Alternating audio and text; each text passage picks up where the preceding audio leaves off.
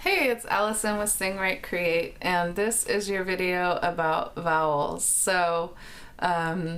We've got a, e, o, u. We've done those in the long tones with the ma, me, me, mo, moo. The idea when you're singing is to get the most pure vowel, which I talked a little bit about in our sneak peek and probably the long tones video. More like EH. E is already pure. O has a little bit of an U at the end, so O, almost like OH, like you're cutting it off at the end. U. And again, this is for more American pronunciation, so if you're watching from a different country, this may feel very different. It may resonate depending on also where you grew up. So a Midwestern accent is a real flat vowels. California has a ton of diphthongs. We're really chewy on our vowels. It used to drive my classical teacher crazy back in college. So yeah, depending on where you're from, it's going to affect your voice in different ways, not necessarily negative ways, but it's just a different learning process for everybody with vowels. So for warming up first, you want to kind of focus on the vowels that feel best for you specifically, and this can be really different in different voices. For some voices, especially if you have a choral background or you're from a place that has a warmer tone, can be really nice warm vowel. But for some people, is actually it's actually really flat, yucky feeling vowel. So it's really up to you what vowel feels yummiest in your voice. And by yummy, I mean that really relaxed feeling. You feel rounded in the back of the throat. You don't feel like you're pushing in a comfortable range. It feels comfortable. If you've got that breast support going, it kind of just flows out. Your voice box is nice and relaxed, low at the throat. So my personal favorites are oo. I like opening up to an when I get into higher ranges, but to start, I really like oo. I also like a round E, which I learned when I was studying German. So when I was 15, I joined a choir that sang mostly Bach and kind of took a crash course in German with this woman who was Swedish, who stood next to me. I'd always stand next to her because she was a really good sight reader and understood the language. And I learned about this German vowel, the U, with an umlaut. So in German, there's vowels with two little dots over them, and it alters the sound of the vowel. And so a U with the umlaut, the two dots over it, is not U. It's E. Almost like a sound you might have made as a kid playing around, you know?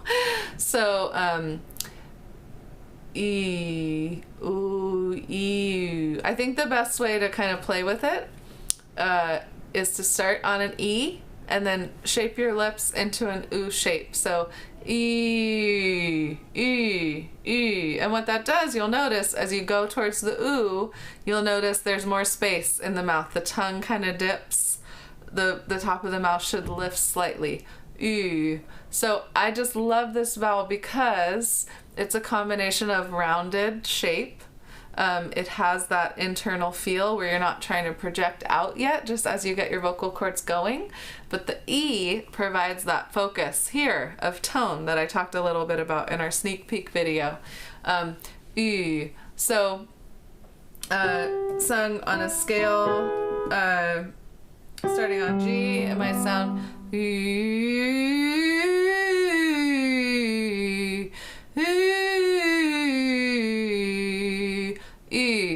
It also has a lot of overtones. You can actually play. Overtones are in one note. There's the main tone, but there's also other notes ringing inside of that note, and that really, it just gets all the bones resonating in your skull. So play around with that. Play around with that vowel. See how it suits you. You can use it on any exercise. You can use it in your free vocalization. So that's a special vowel, a kind of a different thing. You may have never tried to make a noise like that before. And then the last thing I want to talk about is diphthongs. So this is so crucial for singing because to really sound like a beautiful singer, when we think of the great singers, the crooners, so not necessarily the singers who are known iconically for sounding very unique and very like themselves, like Bob Dylan is a good example of somebody who is known for really sounding like Bob Dylan. Nobody else sounds like him. Ani DiFranco, Alanis Morissette. These are singers who really sounded like themselves, and that's why they became famous. Then you have the crooners, the just iconic singers. Ella Fitzgerald, Sam Cooke comes to mind, Otis Redding, Katie Lang, people who are just, Barbra Streisand, just incredible vocalists, right? So a lot of times those vocalists are using more of this technique of pure vowels. So in order to just get the most out of the note, the most out of the tone, and this is both a classical technique, a musical theater technique, a pop technique, it really applies across genres. It's just finding those pure vowels and not letting our patterns of speech get in the way. So in our sneak peek video, I talked about I, and how I is the word I, night, fire, desire, blight, plight, whatever I words. The I vowel is a diphthong. It's actually two vowels. So it's ah and e. Ah-e. And ah being the round open vowel, once you learn how to do that, if you don't already do it naturally, which some people don't, a lot of people don't actually, you want to focus on the ah. Really, when you sing I, you don't want to sing I once was lost. You want to sing I once was lost. So as soon as I click into this rounded, this idea that I'm going for pure vowels and going for that rounded shape, it really alters the way I'm using my speech. So if I sing, I once was lost, if I were to say that using that same mouth shape and that same vowels, it would sound like this. I once was lost, right? It sounds totally weird. It doesn't sound right at all for speech. But for singing, that's how you want to modify your vowels. And again, this isn't something you need to think about for every note. It's something you need to strategize. So on that high note where you're trying to sing I, or on any long note, you want to use this. Anything that's outside of your range a little bit on the edges of what you're comfortable with, that's where you want to modify your vowels. So the diphthongs I want to talk about today are I, where you really want to focus on the ah vowel. The next one is A, like may. So when we say ma, me, mi, mo, mu, it's not may, like Mother May I. It's M-E-H, meh. So a pure meh.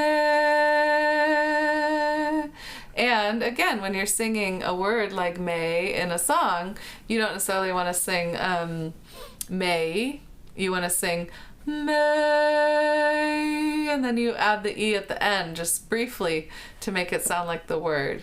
Another example is even the O vowel has an U at the end. So any word that's O, no, O, boat, moat, whatever, I don't know, O words in songs, there's a lot of better words than those. Although no definitely comes up in a lot of songs.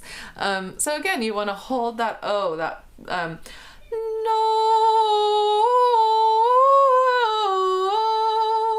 no, no, no, no.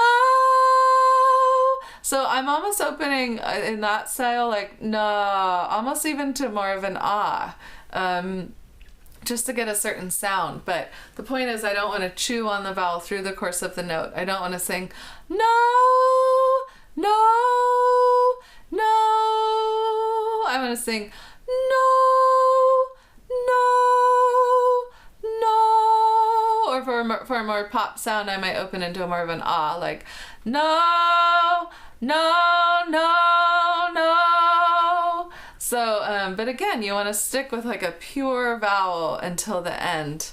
Let's see, my other example that I wanted to give was out, out, super chewy, about, loud, clout, cloud.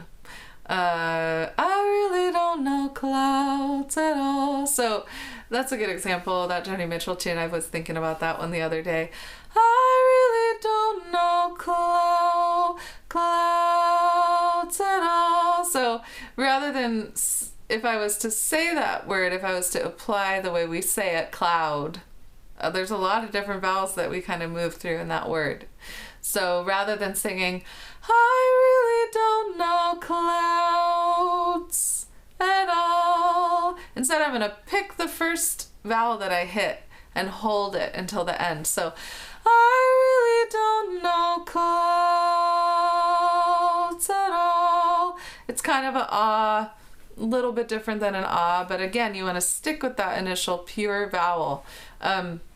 So any long note, any note that you're having trouble hitting, you want to really identify what's the round vowel that I can and sing. And also, can I modify a vowel if it's not a round vowel? If it's a E, you can kind of lean towards a eh, like he cheated on me, he cheated. So I'm modifying the vowel. I'm not using it. I'm not saying, trying to say it the way, sing it the way I'd say it. If I did that, it would be like, he cheated. It feels terrible. I'm going more towards like almost like an ing, anything to get that lift. So this is a strategy thing. This is something you want to look through your songs, those treble notes, and just think like, is it the vowel? And in your vocal practice, you want to really practice singing those pure vowels. So the long tones, really practice singing the long tone, the vowel, all the way through to the end without altering it. And also a teacher can help you kind of strategize around that. So that's my talk on vowels for the day. Please let me know if you have any questions, and have fun playing around with that.